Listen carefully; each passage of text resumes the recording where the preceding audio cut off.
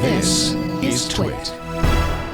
Now, we love our gadgets. If there's one thing that we've learned throughout the last couple of years, is that we are addicted to things that run on power. The world runs on batteries. We couldn't have our mobile revolution without them.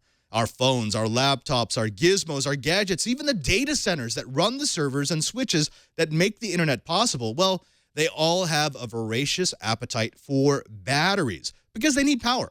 Now, there are many people who don't remember a time before batteries were everywhere, a time where you expected to sometimes have no power because, well, the power would go out in your neighborhood, and I think those times are gone. Batteries have indeed changed the world in which we live. But the question is, what happens when your batteries start to die? I don't mean when they run out of charge, because we all know that we could recharge our batteries. I mean what happens when your batteries don't hold a charge, when they no longer give your gizmo, your gadget, your phone, your laptop, your whatever the power that it needs. Well, we've all become very, very well accustomed with this. It's normally when you have to change out your iPhone or non-battery replaceable device, or it's when you have to find that new hard-to-find battery pack for a laptop that was made 5 years ago even. It's a phenomenon that happens because as batteries age, as they cycle through, as they recharge time and time again, they can no longer hold the same capacity that they did when they were brand new. And so we, being a gadget-conscious society, decide to replace them. But what happens to those batteries?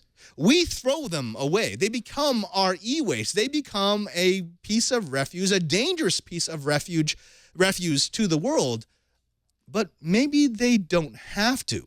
Some researchers for IBM took a look at the problem and realized that, well, these batteries aren't as useless as we think they are. These researchers looked at a sample of discarded batteries, and what they found was that more than 70% of them had enough remaining capacity to keep an LED light array powered for at least 4 hours every day. Now, not only that, but because lighting an LED is much less demanding than keeping a laptop or phone powered, these cells can last for years being power cycled each day. Now, power levels that would be useless for our mobile tech is actually perfect for bringing light to places where the power grid is less than dependable. So these researchers created something that they're calling the jar. I'm sure it has some sort of cool pronunciation. I'm not doing it. Essentially a box that combines some circuitry, a charging a gizmo, a couple of converters and boosters, along with some refurbished batteries. And what these chargers will allow you to do is to connect it to the main so that you can slurp power while you do have main power, and then convert that into usable electrical light or power for a mobile device. Now, this sounds simple. In fact, this idea has been tried before, but normally it's been tried with solar cells. And solar cells are far more expensive and far more logistically difficult to deploy.